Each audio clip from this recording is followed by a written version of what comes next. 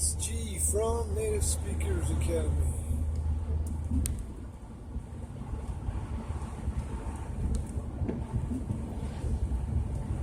Only in Slovakia do people drive faster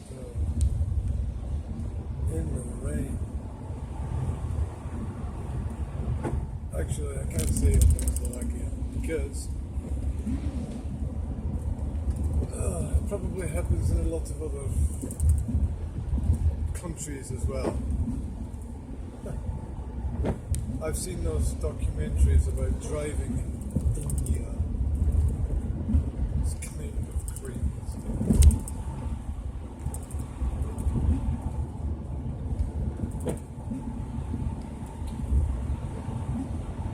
You know, they're everywhere.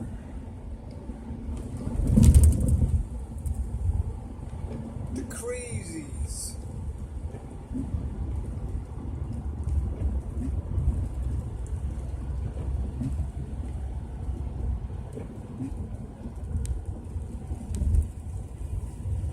The wild ones. The psychos.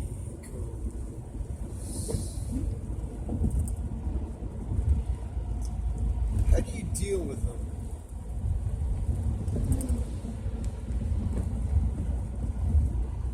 How do you deal with how do you deal with a predictably unpredictable nature?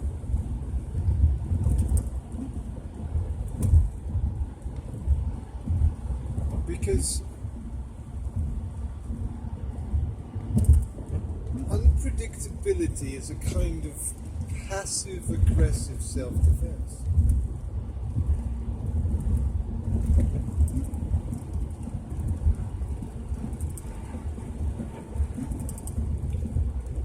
There is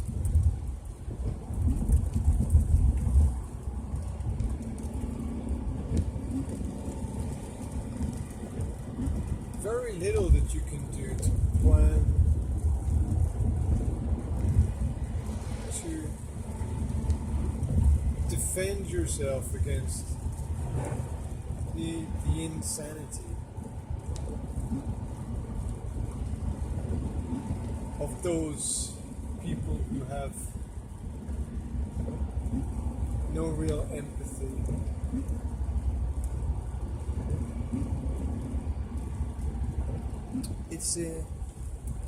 It's an evolved lack of empathy, really. Intergenerational, perhaps for thousands of years.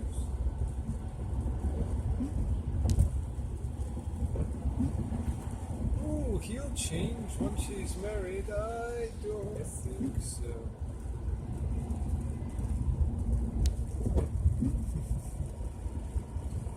I don't think so. You get what you pay for, right?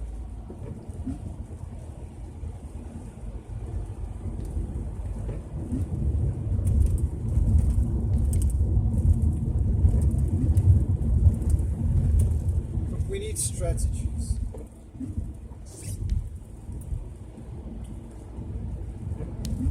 Now, I've been doing a lot of hard thinking.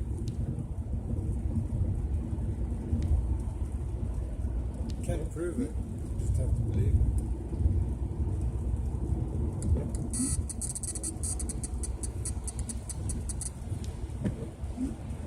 And here's one thing that you can do. It's just one thing that you can do. Apart from run in the completely opposite direction as fast as possible. One thing that you can do.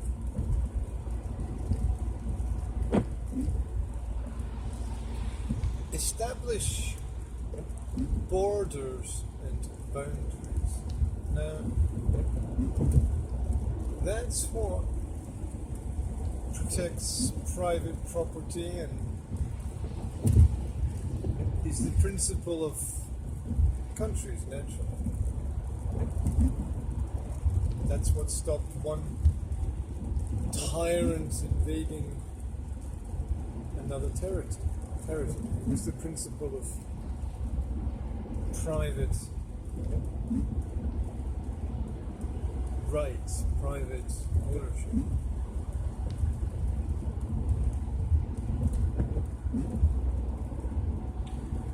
Well, no one can own the earth. Well, there's a lot of problems that can be solved.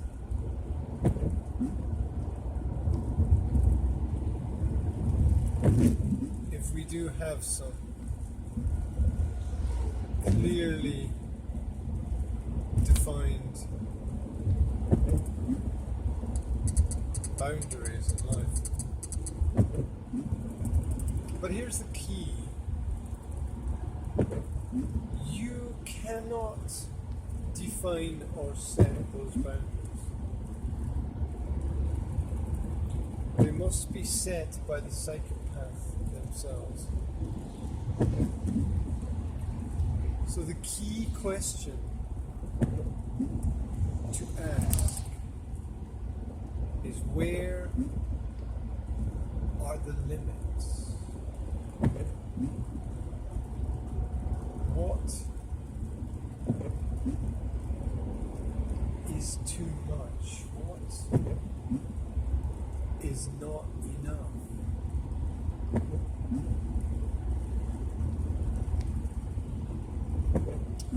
Let me give you an example. Let me give you like a really simple example, because this is all abstract and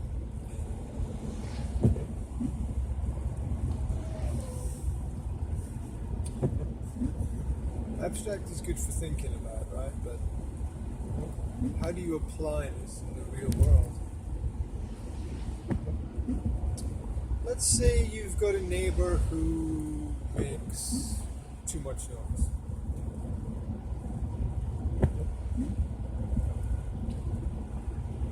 Now you want to keep an open channel of communication.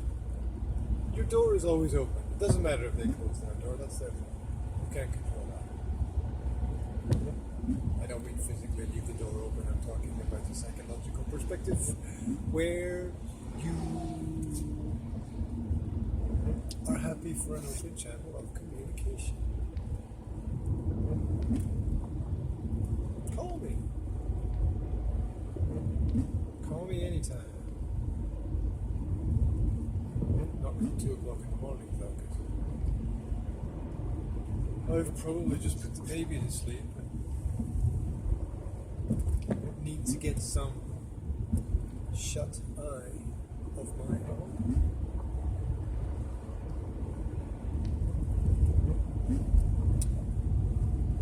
So what you say is, hey, heard you had a party the other night. Because you can't deal with the problem at the time. Because no one ever really does what they think is the wrong thing to do. So you can't challenge some people on problems created at the moment of the problem created, because that just leads to conflict. You've got to do it in this kind of scenario after the fact. Now, there are times when solving things after the fact is also not a good idea, because prevention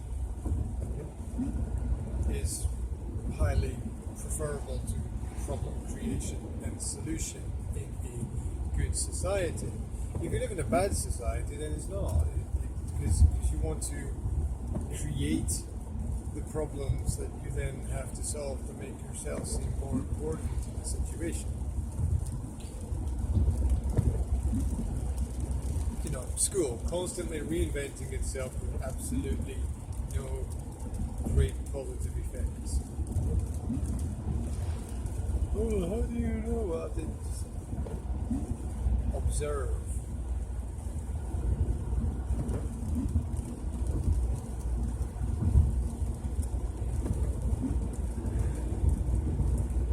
So,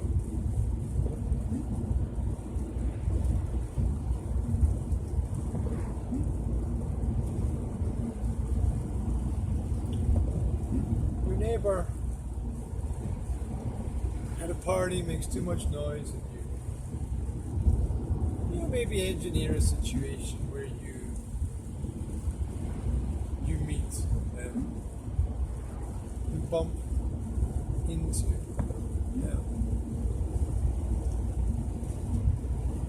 you cross paths.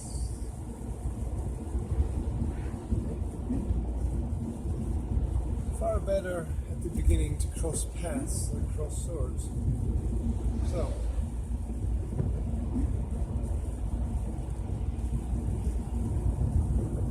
you try to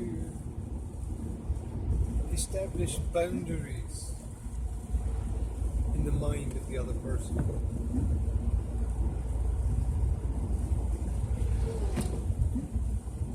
So you had a party, yeah.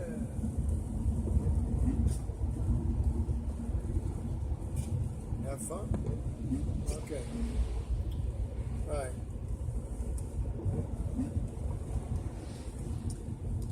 Do you think,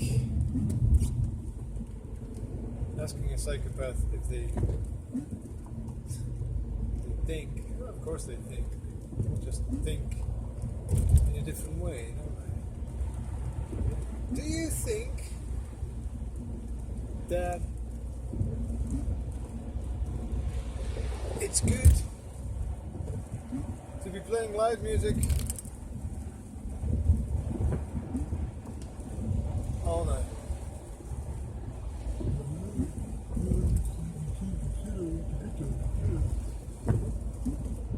Okay.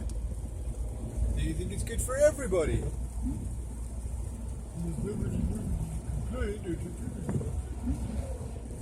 Do you think perhaps some people were being polite and understanding and giving you some space because they respect the fact that you want to have a party from time to time?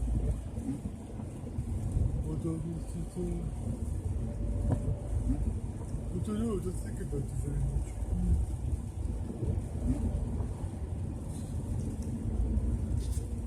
So, what about an all-day party? Want to have an all-day party and an all-night party? Is that okay?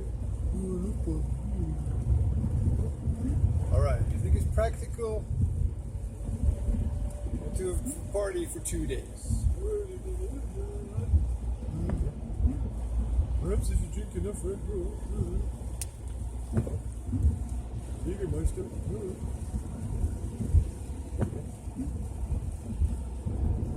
Okay. Do you think that? Do you think there's kind of an age limit on parties? You know, like if there were people age 12 going to the party, do you think that would be cool?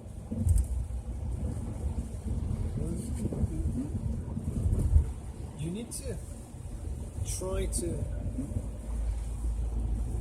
get the other side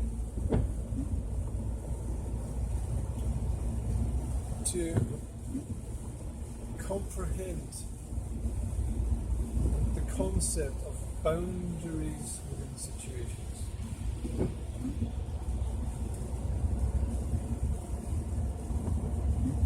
Because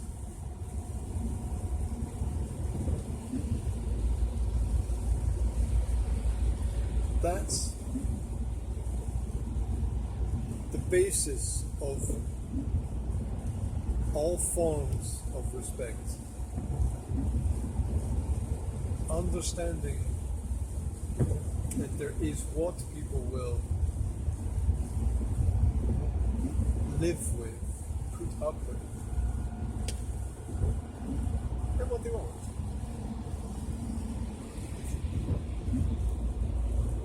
It's part of the learning to say no principle.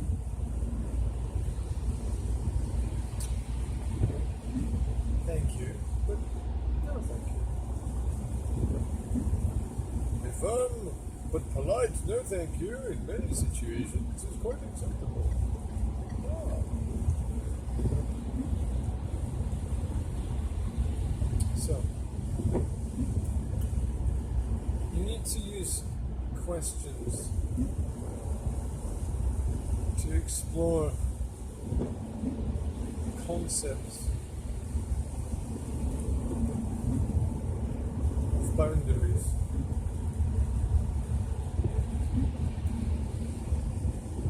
And these are not really boundaries that you can set.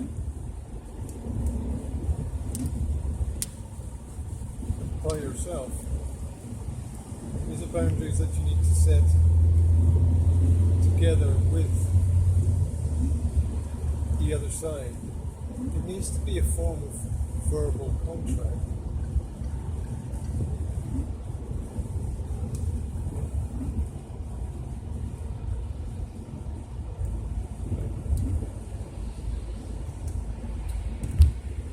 And you just need to keep pushing this concept of boundaries.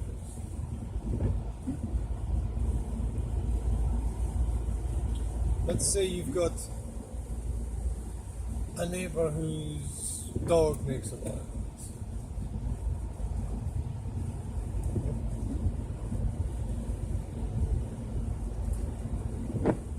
You need to approach the neighbour in a firm and confident manner. And you need to ask them, well, obviously they don't see a problem, because nobody ever does really see a problem with their own actions. So you can just skip over that part of the conversation. You can skip to the how much is too much question. Okay, so your dog barks. How much is acceptable in your opinion, and how much is too much? I think it barks for half an hour. Is that acceptable? What about 1 hour? 2 hours? Okay. Let's say your dog barks for 2 hours, dog doesn't bark. Well, let's just say your dog barks on and off for 2 hours, right? Is that acceptable for you? Different people have different boundaries. Well, that's true.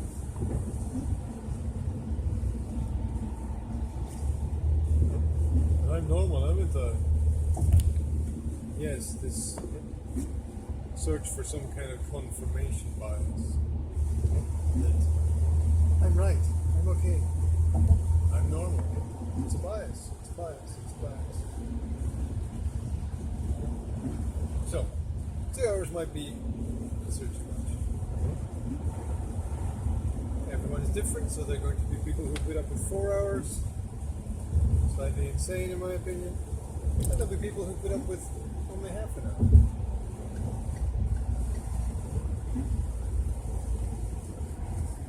So you try to establish, all of you people have the same fucking idiotic problems every morning where you all take the same stupid fucking turn off. And you all sit in the traffic going, no fucking where. Because you're all going to the hospital to suck money like vampires out of people's pockets. You know when they say health is wealth? It's got a double meaning, hasn't it? It's actually got a triple meaning.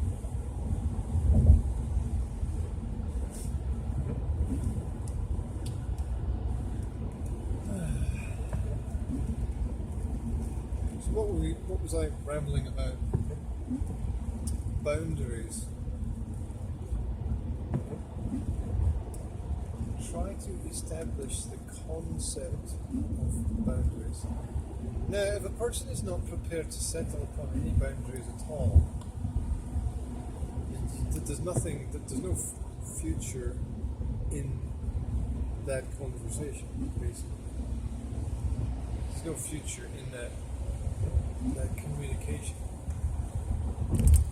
Because you've got to establish boundaries before you can have any serious conversation about anything at all. It's just the way that it is. You you've got to have something to hold on to. You've got to have a starting point. You've got to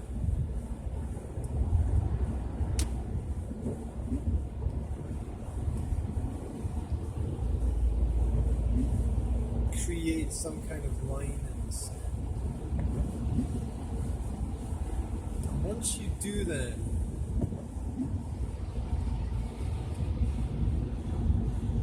you've got a place where you can stand. And then you've got something that you can understand and stand for.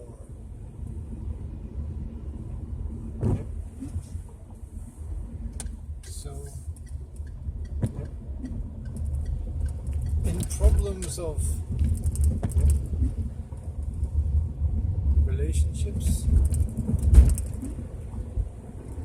that are personal in nature, that are professional in nature, that are family orientated in nature, we need to work. We all need to work on setting boundaries, establishing borders that stabilize opinion and idea, that are something from which we can begin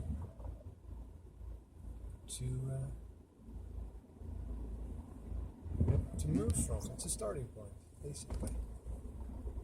And once we have that starting point, we know where we're going, and we can see if we're going anywhere at all. No magic bullets, no perfect fix. Just little things can make big differences.